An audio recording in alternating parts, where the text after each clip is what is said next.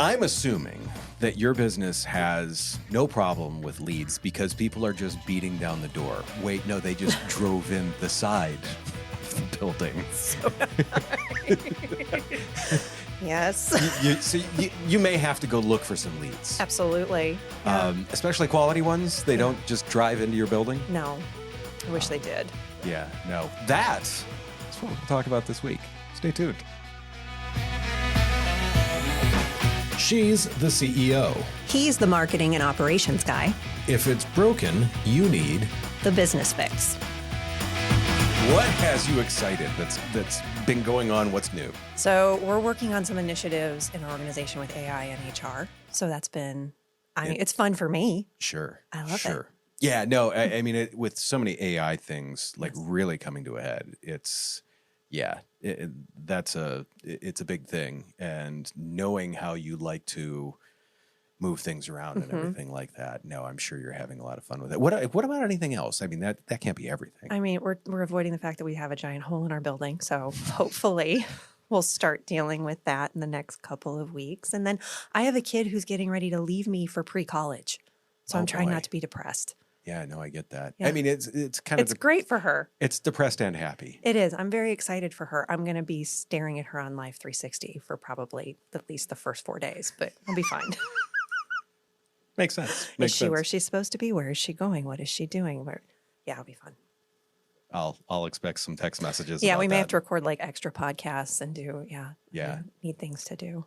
Be ready. I'll be ready for that. Yes. I'll be ready for that. So what about you? I mean, the sun is shining. Are we out on the bike? I went for a good ride this past weekend.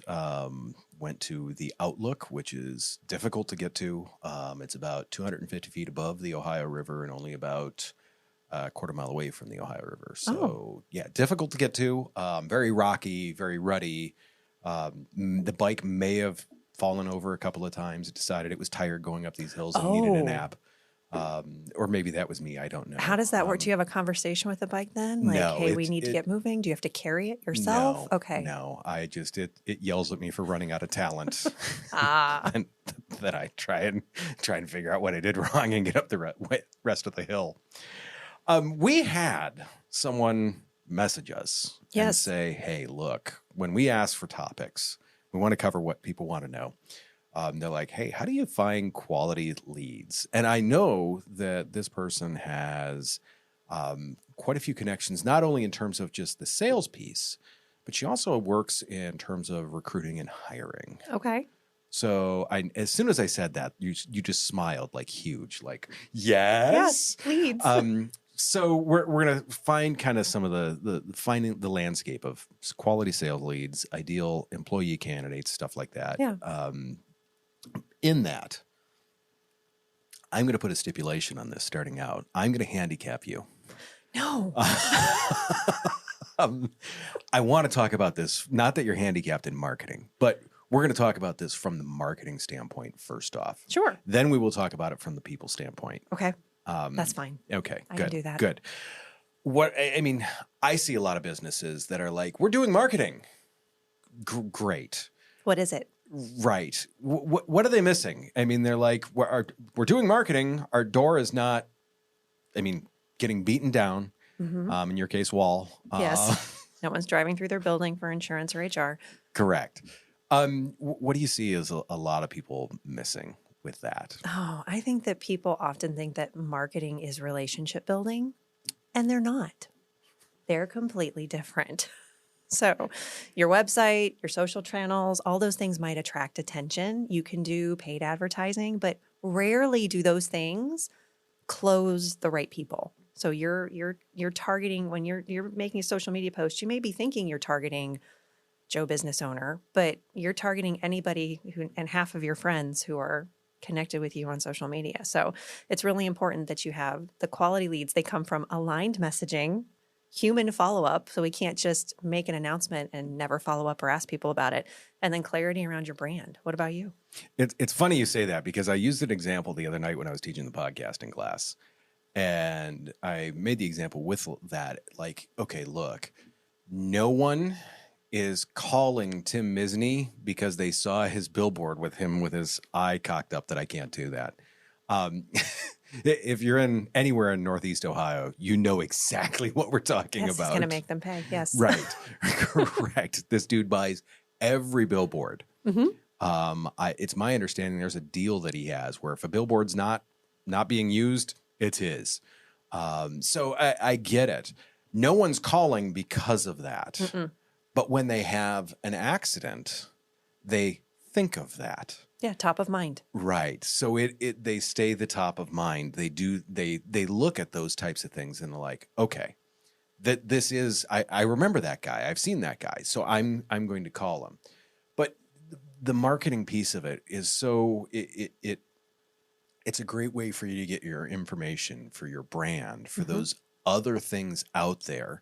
And then when people see it or when they hear from you directly, yeah, they're like, oh, I'm somewhat familiar with that. Or they hear from you directly and then they see your brand constantly in their Facebook, their LinkedIn, their Instagram, wherever, TikTok, wherever it is.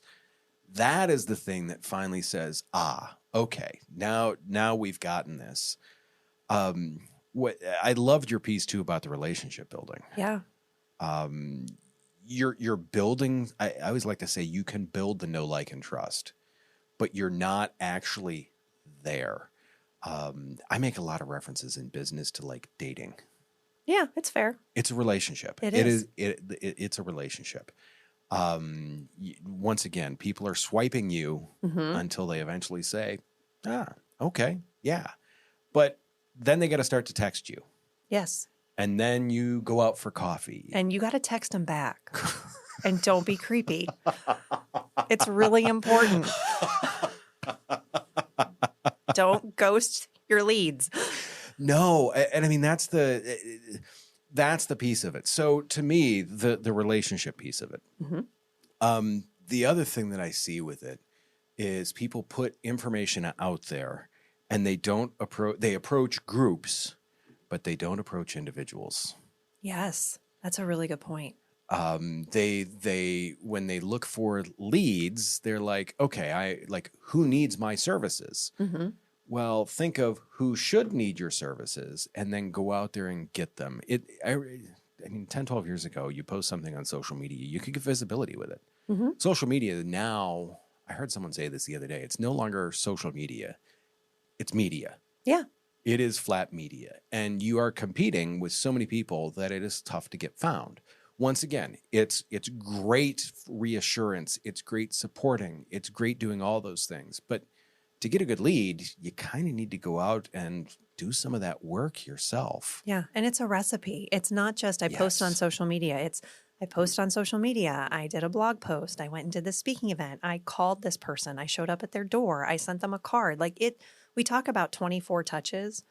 Those 24 touches aren't all electronic. So it's how do you build the right cadence within your marketing to cultivate those leads? Because you want someone who's coming to you that is the right type of consumer that actually wants your product. If you're marketing and if you're selling insurance, but we're doing all these videos about, selling hamburgers or doing something that has nothing to do with insurance or HR, people are going to come to us confused. And we don't want, it's one thing to educate your prospective client. It's another thing when they think that you sell hamburgers and actually you sell insurance, and it's a problem. It's funny because someone made a comment about when you referenced barbecue and hamburgers in a previous episode. Are you hungry? I usually am when we're filming. It's either lunchtime or almost dinner time. Good to know. I need snacks. I was about to say we need to keep snacks in the studio for Chrissy. Is just keep that in mind, people. If she says something that you don't like, she's just probably hungry. hangry. Yeah, she's just hungry. So yeah, to me, it's that human touch, and the thing that we've even found is like we're doing a ton of outreach to people, but it's direct outreach. Yes. You're able to cultivate lead lists. There's thousands of ways to cultivate lead lists anymore. And the further you can drill down, the better. But it still takes that final touch to make sure that this lead can actually go somewhere. Yes. How many emails a day do you get saying, "Hey, use us for our stuff"? The ones that don't go to my spam filter, I would say I get probably about 150 emails an hour at this point in time. Yeah. in my inbox. And then how many calls a day do you get saying, hey, we're going to give you a big loan for your business? Well, my voicemail's full and I don't answer it. So I don't know how many I get anymore. Right. So I mean, A lot. Right. Poor Manny. My assistant hates. Yeah, she's the phone person now. Right. No, and I get it 100%. Manny, go ahead and clean these out for me. Yeah. It's because they're just so generic. They are. But if someone approached you and said, hey, Chrissy, I know that you guys are doing like on the HR side of things. We have a tool that will help you do this, this, and this. That is a pain point for you guys. That's something that's different because they approached you specifically about it. That's going to get to one of my next point. And have we ever talked about AI tools on this show? Just a couple times, but I think we should talk about them again because they're great in marketing and outreach. 100%. I mean, if you aren't using AI to generate leads, there's ways to use AI to for outreach. It's a huge part of what we do. There are ways to use it just to cultivate lists. There are ways that if you get a list, I mean, heck, libraries still have like so many libraries, especially like college libraries. The Kent Library, I forget the woman's name there, but oh my goodness, if you work with her, they have subscriptions to lists that will like give you every business owner. Yeah. The Akron Summit Library, same thing. They have a research assistant who will help cultivate those things for you. Yes. So take those. I mean, those lists can be golden because from there you can find, okay, who is a business that may need our services? What I think the problem is that so many people get with leads is they're like, I got a list. And they spam the hell out of that list. Yeah, maybe. And suddenly they're like, what? That didn't work. I don't understand why I can't get any of my emails penetrated because everybody's flagged you as spam. Right. Yeah. Right. Every single person is like, punt. Yes. Punt. And yeah, because it's not directed. In today's day and age, there is no excuse to spam the hell out of people. No. It's got to be directed. It's got to be solid. And once again, it's got to fit the niche because there's no reason that we can't drill down. Who is your ideal business? Don't email everyone. No, and get really specific in who that business is. And I think oftentimes, especially as small business owners, we think everybody needs our service. And that may be true, but not everybody's going to want to work with you either. So who do you like working with? And say, okay, I like small business owners that are in Northeast Ohio that are probably between the ages of 50 and 35.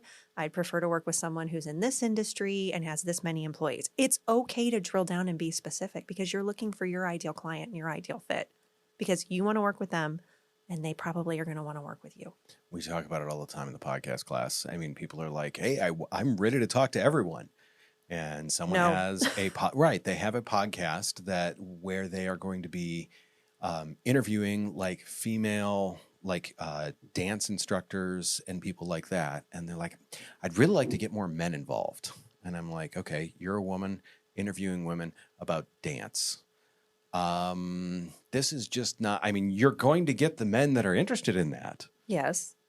But if he's into football. Are they your right audience? Right. He's probably not. I mean, it's the joke that I made the other day is there's a reason why they do not advertise Tampax during motocross. Yeah. Tried it once, didn't work. Right, moving on. Right. And I mean, this goes back to the marketing thing. It does. When we talked about that, I mean, it's not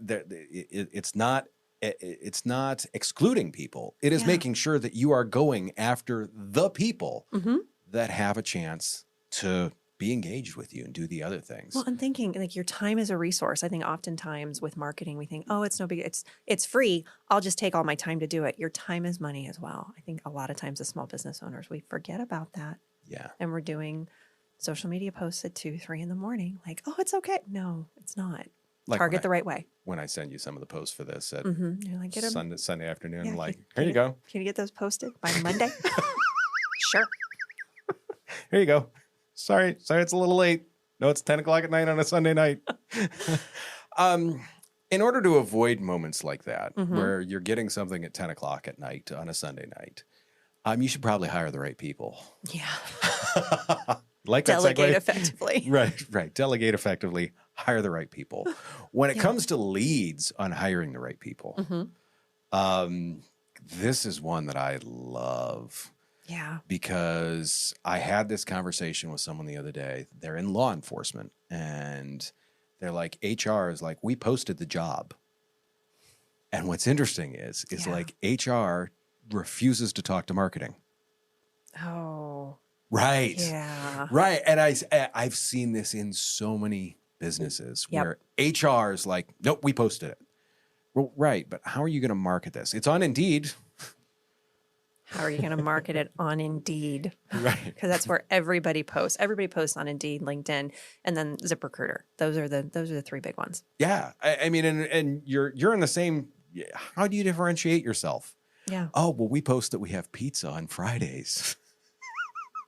No. I mean, you can. You can. Right.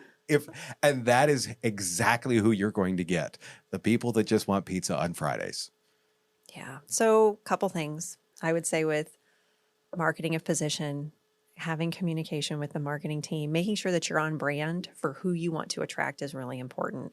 Yes. Polished job posting isn't enough. So you've got to make sure that you're marketing your company almost like a movement. Like, we want people to work here. How do we get people excited? How do we create raving fans within our organization so that they're posting to social media of, hey, come work for us. Don't look like a hostage. There are a few things that you have to post for sure if you want to make sure somebody gets your job post, like, will actually look at it. Right. Pay rate.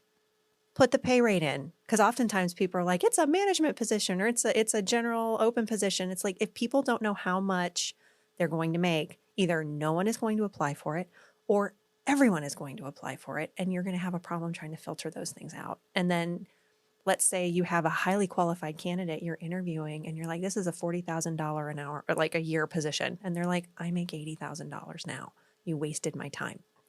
It's really important that you post those types of things. I mean, making sure you know what the organization stands for. And I mean, but the other part is making sure that you can sell in the posting why someone wants to work there. That's the biggest thing that I see. Yeah.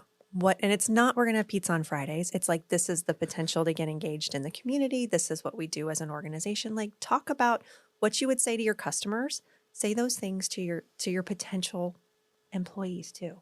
It's so funny because when I was at the truck dealership, yes, HR kind of answered to me in some ways. Okay. As the operations and marketing guy, but that enabled me to put the marketing spin on job postings. And it wasn't marketing spin like, hey, come work for us. We're amazing. Everything we do is awesome. Your life is going to be amazing the day. No, there was none of that. It was like, look, here's what the job actually is. But we put that in a way that's like, you should be excited to work here. If you're not excited about this job posting, I don't want to talk to you. No, and you can answer a lot of questions in the pre-interview process and the application process by having a good job posting.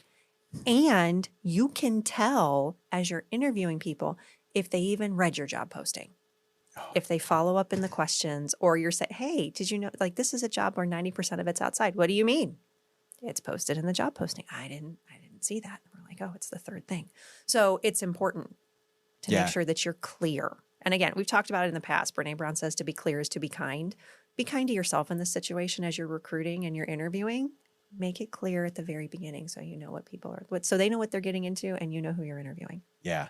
It's funny because the other thing that I look at too with the leads on that is one of the first things that I did is I told all of our, like, let's say service managers, I'm like, you are to go get on the board of the local vocational school of their truck and diesel program. You want quality leads, go to a school where you can go to the teacher and be like, who's your best student? I want them. Exactly.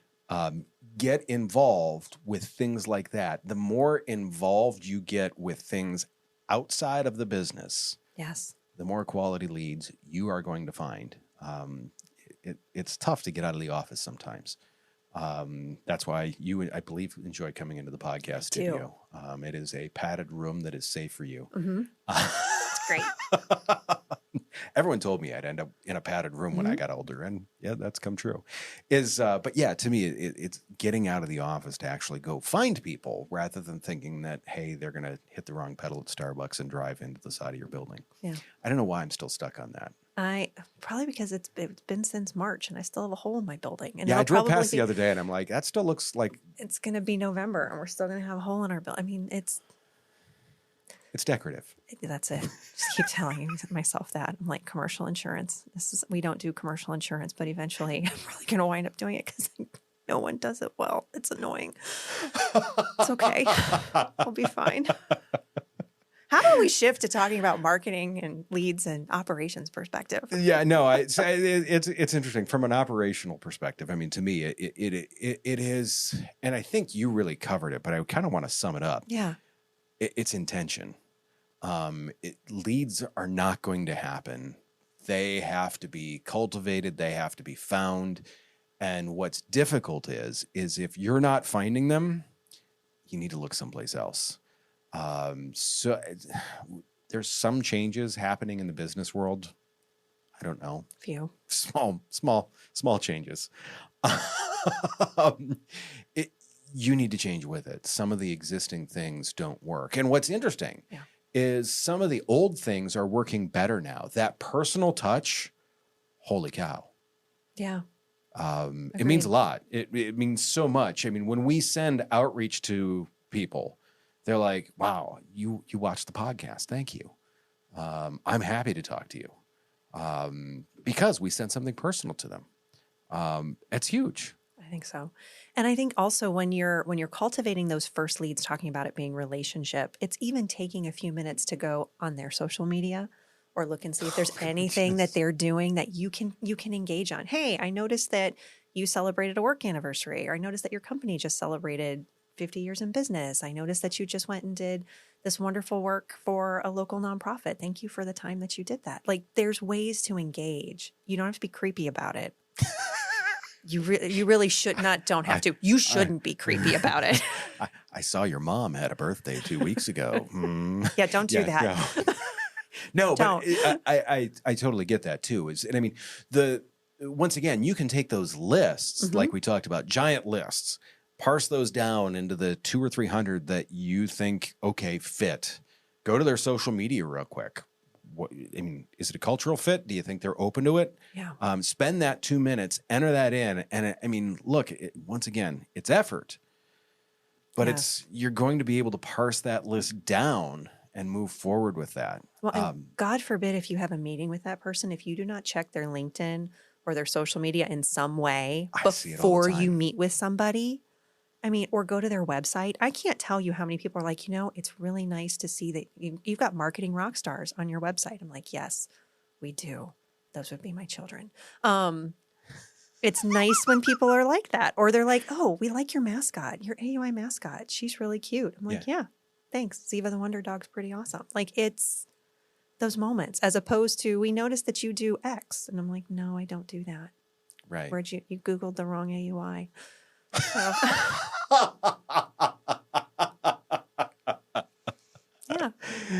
Yeah. No, I mean, it's tough, but it comes down to the more effort that you put in, the better leads you're going to get. The easy part about it is that I guess I would say it is easier than ever to make good outreach and to take a large list and to parse that down into a high quality list of people that they're your target. Agree.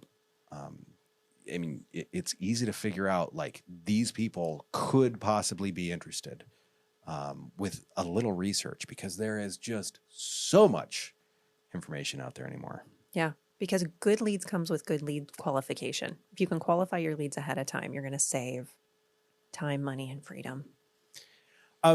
When you're looking at something like that, how often do you hear our best hires came from a job board? Like next to never. The fact that you thought about that kind of like there may be one or two. I mean, I was a little nervous there for a second. Here's what I will say: there are some trades where they only, a lot of times, to get good leads, good individuals, they come from job boards. But we're not talking about, I mean, most people aren't talking about oil field workers in Texas. Like Sure. that's a little bit different. They do work, like that industry works from job boards to some degree, but No, I can Northeast picture it. Ohio, never. No, and it's especially, I mean, when I look at some of the best people that I've worked with, that we've worked with as a company, they have come through other people. Absolutely. It's come through nurturing those relationships, and that's where those leads come from. Now, I realize some people are looking for a more extensive list. We have a long cycle in our business. Yours is kind of the same way. We are not looking to just say, thank you for your $19.95 for the widget. No. Come back in another 6 months when you've lost it in the couch cushions. That's not our business. But really, I mean, on these longer cycles, to nurture those relationships, to make sure that you have a reputation, to nurture that reputation, same thing. Obviously, I mean, there's people that know me that are like, yeah, Josh is great to work with. There's other people that are like, no. And those are not the right fit for you. 100%. I am fully aware that there are people that are not the right fit for me. Yeah. I am not everyone's cup of tea. That's fair. Just gonna let it go. I was about to say the look of restraint on your face as you said, "Oh, that's fair." See, this is why chefs and hacks. It's all good. I was about to say, I don't know if that was a look of restraint or a grimace or what that was. No, that's so. I mean, some key takeaways from this to me: don't rely solely on someone driving into the side of your. I mean, hey, driving. No, I'm not even going to be able to say this Nope. right. Don't rely solely on inbound marketing. No. Go find people. Yes. They're not coming to you. Go find them. Define who you want to find. Specifically, very specifically. Yeah.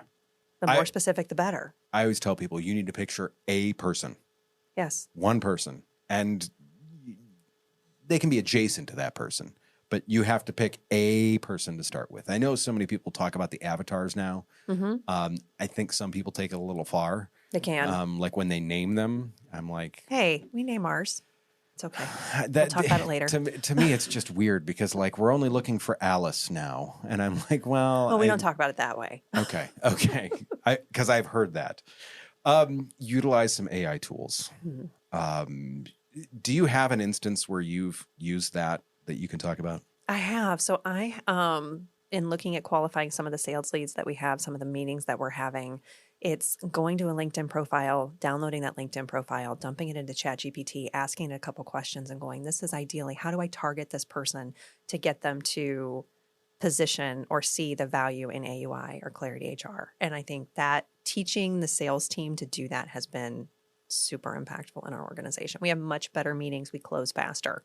Yeah, we do the same thing. It's that outreach of, hey, let's make this personal. How can we best approach this person to make them feel like, hey, look, this is directly for them, because it is. Yes, it is directly for them. Develop a strong follow-up process. We briefly touched on this. This is one that, I mean, to me, I've been at companies where CRM systems have failed. Yes. Because there's no incentive. It is presented to salespeople as, hey, this is how we're going to track your everyday activities, and not, this is a tool for you to use to make sure that when you called on Bob last week, that you don't forget to call on Bob in 3 more weeks to say, hey, Bob, did you make up your mind?